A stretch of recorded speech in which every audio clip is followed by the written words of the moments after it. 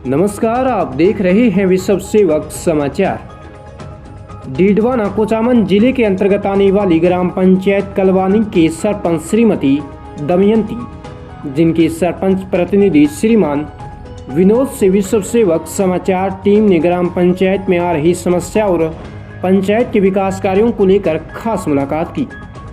तो आइए जानते हैं शिवलाल खींची के साथ सरपंच प्रतिनिधि श्रीमान विनोद के अपनी पंचायत के प्रति विचारों को। नमस्कार, आप देख रहे हो विश्व सेवक समाचार। आज हम पहुंचे हैं ग्राम पंचायत कलवानी, पंचायत समिति डीडवाना, जिला डीडवाना कुचामन के वर्तमान सरपंच है श्रीमती दमयंती और सरपंच प्रतिनिधि हैं श्रीमान जी विनोद जी जाट।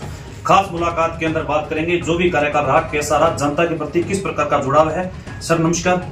नमस्कार सरपंच साहब, जानना चाहूंगा सबसे पहले राजनीतिक परिचय, कहाँ से शुरुआत की, आज वर्तमान में आपकी धर्मपत्नी सरपंच है। राजनीतिक परिचय तो सर वैसे कोई ज्यादा खास है भी नहीं जी। पिताजी जैसे टीचर हैं, दादाजी टीचर थे, तो राजनीतिक जीवन तो नहीं है हमारा, मेरा और मेरे परिवार का कोई जी। ठीक है, लोगों से थोड़ा बहुत जुड़ाव था छोटा मोटा जी। और ऐसा चुनाव था तो मेरी घरवाली जो एम.ए. है जी, मैं था, लोगों की थोड़ी अपेक्षा थी कि आप चुनाव लड़ो जी, तो हमने लड़ा और लोगों ने समर्थन दिया और चुनाव जीते जी। ठीक है, बस वही राजनीतिक जीवन है, ज्यादा कोई परिचय वाली राजनीतिक जीवन वाली बात नहीं है जी। तो सर बहुत अच्छी बात कि देखो लगभग 3.5 साल हो चुके हैं चुनाव को, तो बात करते हैं अहम मुद्दा आता है शिक्षा का। शुरुआत में जब वर्तमान में सरपंच बने तो शिक्षक क्यों, शिक्षा एक वो शेरनी का दूध है जो पिएगा वही बचेगा। बालिक और बालिकाओं की शिक्षा के प्रति आपका क्या जुड़ाव है? तो बालिक और बालिकाओं शिक्षाओं के प्रति जो जुड़ाव था मेरा, जो सबसे पहले एक मुद्दा था कि मैं खुद इन गाँव के स्कूल में पढ़ा हुआ हूँ और कमरों की, जैसे हमारे जो कलवानी के स्कूल की बात थी, इसमें हमारे इंफ्रास्ट्रक्चर कमरे बहुत हो गए जी। और हमारे जो स्कूल में काम होते थे, मेरे दादाजी थे खुद के जो टीचर थे स्कूल से, उनका बड़ा लगाव था जी। उन्होंने खुद ने अपना एक कमरा बनवाया, गाँव वालों ने 3-4 कमरे बनवाए, खुद हमसा से कमरे आए, तो बिल्डिंग अच्छी है, कोई दिक्कत नहीं है। फिर मेरी जो अहम सोच थी जी, मैंने कहा तो टीचर बच्चों को जैसे सर्दियों में और जो बारिश में बाहर प्रार्थना कराते हैं, उनके कपड़े गंदे होते हैं, तो मैंने कहा 4 स्कूलों को लेकर चलना जी, और 4 के अंदर 3 सेट मतलब प्रार्थना सभाएं जी और परिवेश हुआ जी। तो मैंने लगभग 4 स्कूलों में करवा चुका हूँ। और एक मेरी जो कलवानी स्कूल की थी, या मैं सोचता कभी कृषि संकाय लाएंगे, ये जो कला तो पहले थी जी, उसमें मैंने 2-3 बार निवेदन किया, वो नहीं हो पाया, लेकिन सरकार से बहुत प्रयास करेंगे जी। कृषि संकाय है क्योंकि उसमें ज्यादा स्कोप है, तो बच्चे और बच्चों को बाहर नहीं जाना पड़े जी। अच्छी स्ट्रेंथ है, बाकी 4 गाँव के लड़के आते हैं। अभी जैसे 2 है, जैसे बड़ा स्कूल है मेरी और हिदायत है, उनमें 2 कमरों की है, तो मैं खुद वो सक्षम हूँ कि 8 स्कूल तक मैं काम करवा सकता हूँ जी। उनमें मैं मेरे पास 1-2 कमरे और बनवा दूंगा जी। चांदबाज में थोड़ी हमारे जगह की प्रॉब्लम है, तो गांव वालों से रिक्वेस्ट की गई और अगर जगह अलॉट कर देंगे तो वहाँ करवा लेंगे जी। और बाकी जो एक मेन तो एम था कि वही इनको एक पंचायत हेडक्वार्टर पे एक लाइब्रेरी बना के दी जी, शिक्षा से जुड़ा के लिए बच्चों की मना करना पड़ता है जी। तो अभी जैसे थोड़ा टाइम अच्छा चल रहा है, आगे इसको अगले महीने में उम्मीद है कि बच्चों को लाइब्रेरी दे देंगे जी।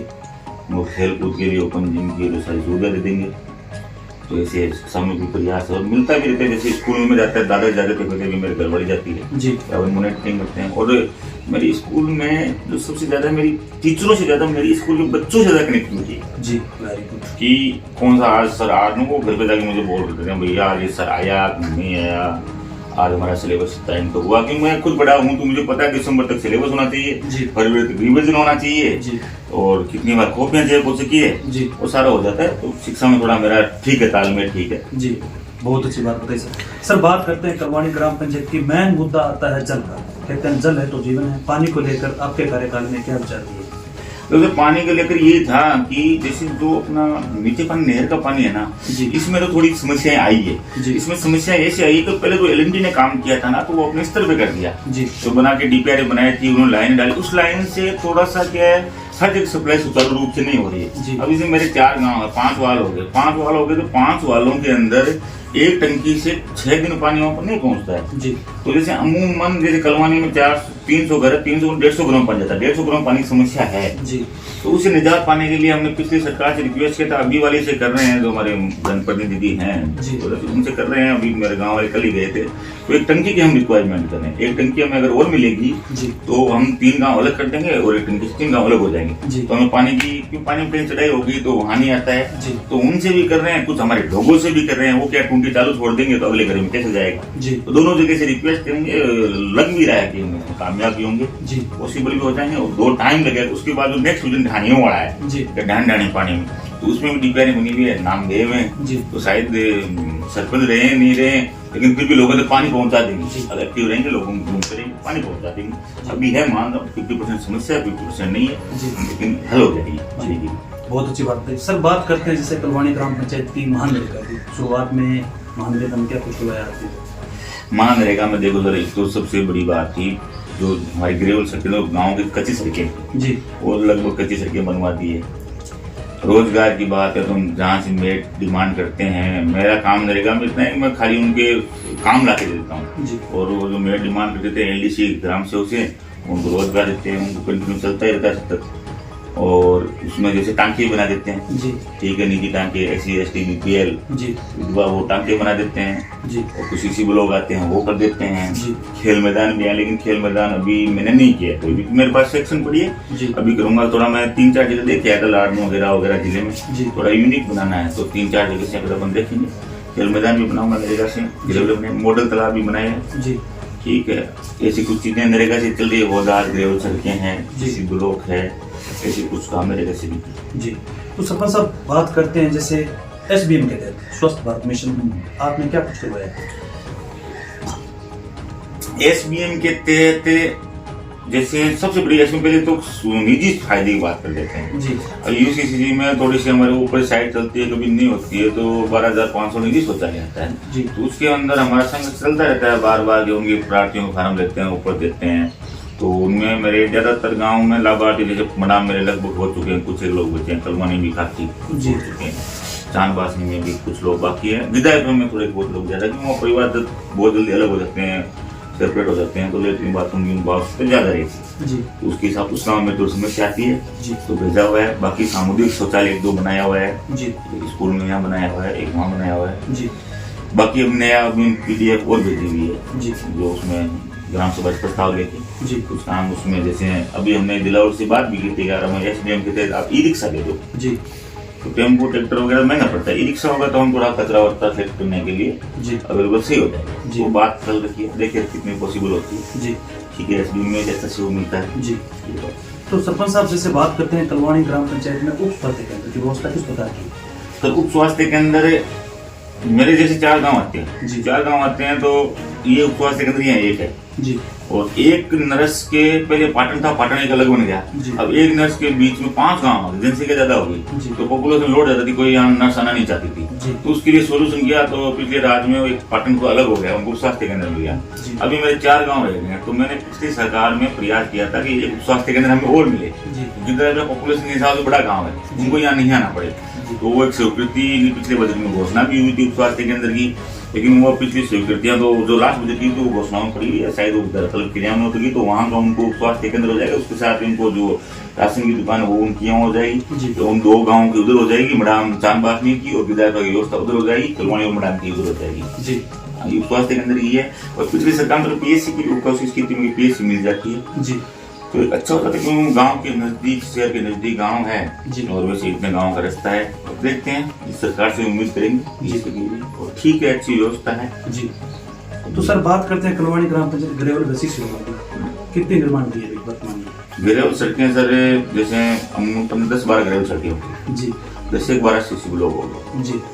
कितने किलोमीटर का दायरा है? दायरा जैसे किस दायरे की बात करते हैं, किलोमीटर ग्रेवल की? जी। ग्रेवल तो होगी सर 15 किलोमीटर। जी। और उसमें CC ब्लॉक में किलोमीटर नहीं होता है। उसमें जैसे आप जो एक प्रेम भी वो बात करेंगे अपन, फुटों में होता है। जी। तो 17 लाख की होगी तो 17,000 को काम करना है, 15 लाख की 15,000 को काम करना है, 15,500 को काम करना है। जी। वो फुटों में चलता है। जी।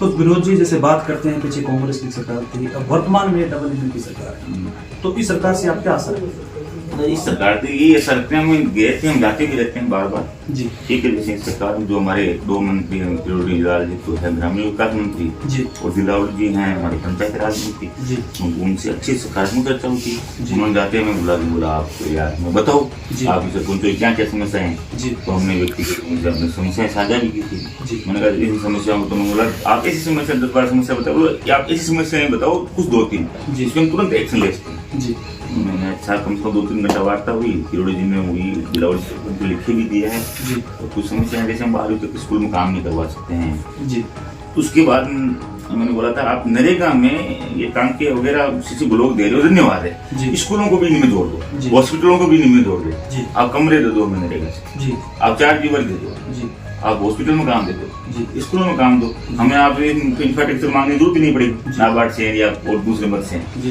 स्कूलों से कम रेट दो आप हमें, तो हम नरेगा से अगर वहाँ अगर शिक्षा अगर रुक जाती है, शिक्षा रुक जाती है, जी तो हम काफी हद तक हासिल होंगे। जी ये बात है। ये होता तो पंचायत में ही है। हाँ, पंचायत में होता है, लेकिन अलग अलग मत होते हैं ना। जी कि जैसे उस मत से वहाँ काम नहीं ला सकते हैं, उससे वहाँ नहीं ला सकते हैं, जी तो अब फ्री हैंड कर दिया जाए, उसमें वो मतलब अपने एक दायरा तय करके काम करवा सकते हैं। जी तो सरपंच साहब, कई जगह हमने देखा युवा पीढ़ी जो नशे की ओर अग्रसित हो रही है, नशे को रोकने के लिए अपने पंचायत या देशवासियों को किस प्रकार का संदेश देना रहे? तो उधर नशे के लिए जैसे अभी जैसे वहाँ मैं जा रहता हूँ, जी और यहाँ तो देखो भगवान की बड़ी मेहरबानी है, जी लोगों की घर वालों की अच्छी सोच है, लोगों जी। के बच्चों की, यहाँ कोई नशे का वो नहीं है। जी और नशा सर देखो कुल मिला के जो संदेश तुम्हें ये देना चाहता हूँ, नशे से वो एक आदमी खुद नशा करके नहीं मरता है, जी। वो अपने पीछे बहुत लोगों को मारता है। जी और वो तो खुद नशा करी वैसे मरता, लेकिन उसके भूत भूत डेली वो मरते हैं, दिन में 5 बार मरता होगा उसका माँ बाप, उसकी घरवाली, उसके बेटे भाई, जी वो कितनी बार मरते हैं।